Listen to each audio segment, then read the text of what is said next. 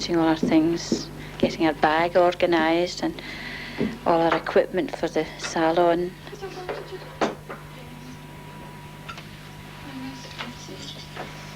Mondays, Tuesday and Wednesday, she's not here at all till 9 o'clock at night because she has classes on, evening classes. And it's 9 o'clock. Well, by the time she comes down, she's ready for her bed then. She really hasn't very much in a social life.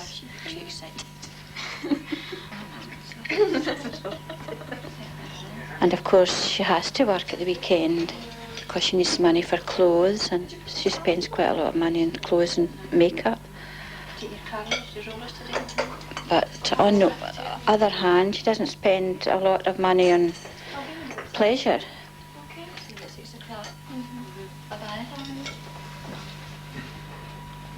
When June left school, when she was 15, we weren't really happy about it. So of course she had taken a job that summer, and we were quite glad when she decided to go back to school again. So since she's been to college, we've been quite happy with the results, and she's doing something that she really wanted to do.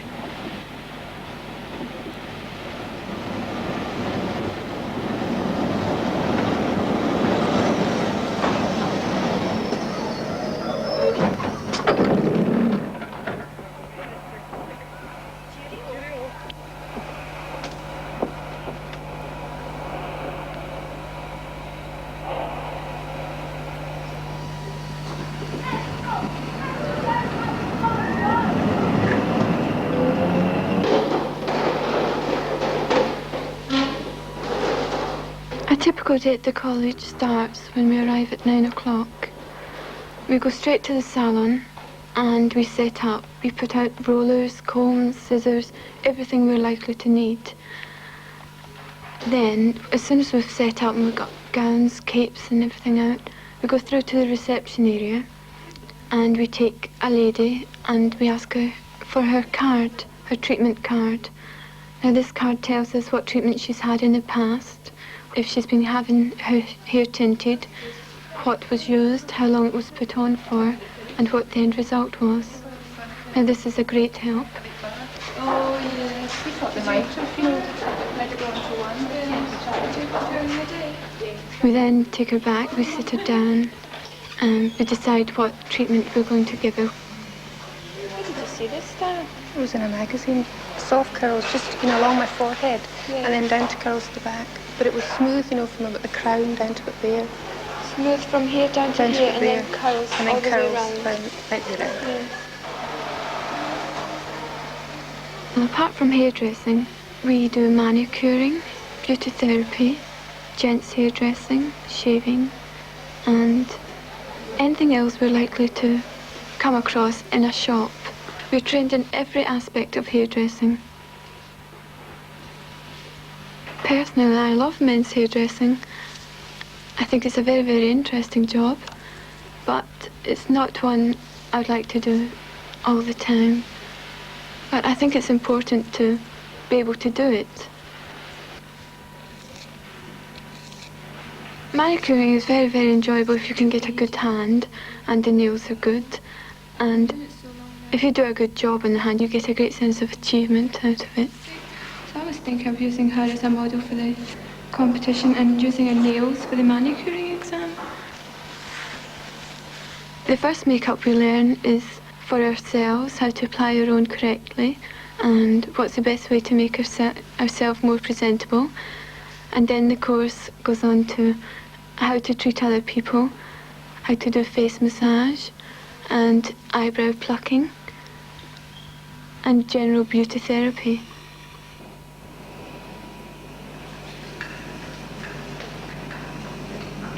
Apart from hairdressing, we have English, art, science and board work.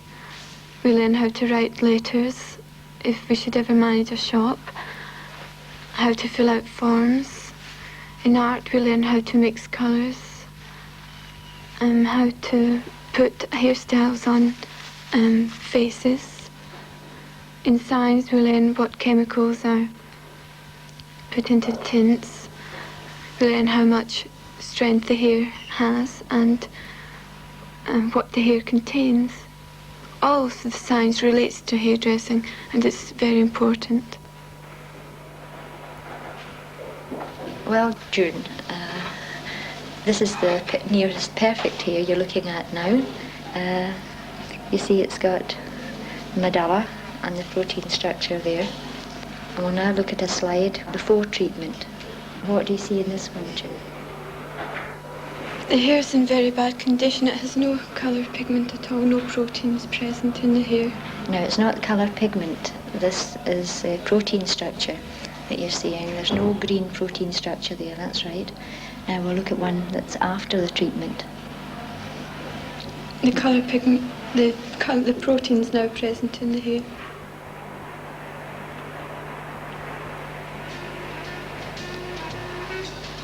Gymnastics isn't a compulsory subject of the college, but June takes an active part in the classes because they help her to keep fit and attractive.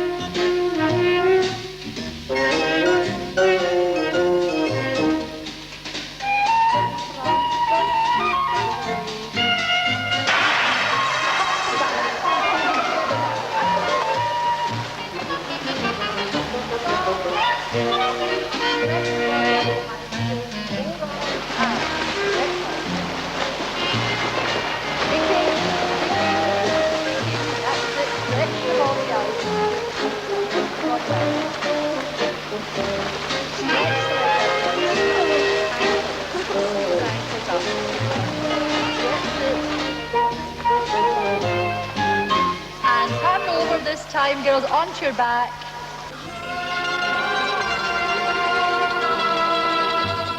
In the little spare time I have, I usually like eating out, or perhaps going dancing. The hotel I work in just now, it doesn't really have much. It does high tea, but it's the same night after night. So for a change, usually I go out and have a meal in perhaps an Italian restaurant. When I told my parents that I was going back to school, they were very happy. They didn't ever want me to do shop work because they knew there were no prospects in that. And they're very glad that I'm going on learning. At first I was a bit depressed because I wasn't putting any money into the home. But my parents have been really fantastic. They've been really very good, and they've helped me a lot in my training. My younger sister Morag is 15, and she's having exactly the same problems I had. But she's decided to wait until she gets her O-levels, see her results before deciding what to do.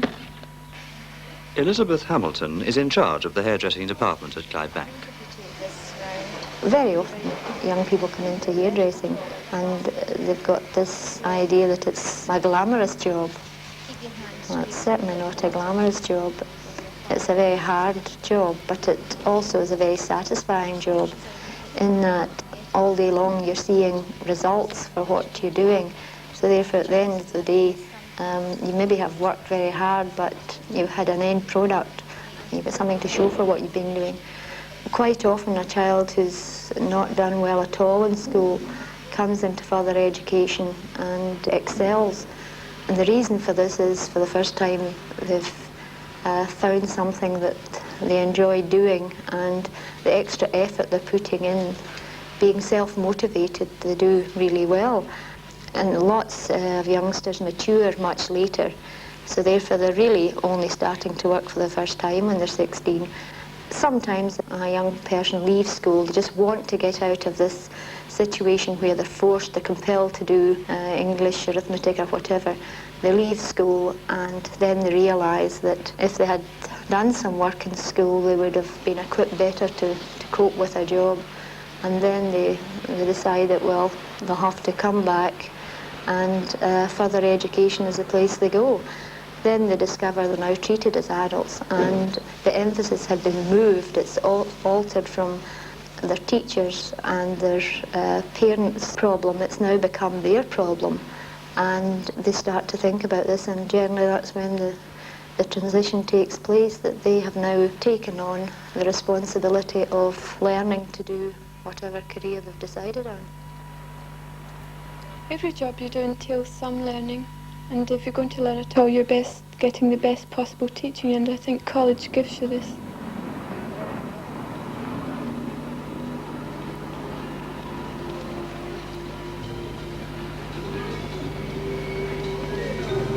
I think it's important when you do start work that you're happy in your job. I think I'd describe myself as a very busy person. I don't really have much time to myself. I spend most of my time working, but I'm very happy in the work that I do.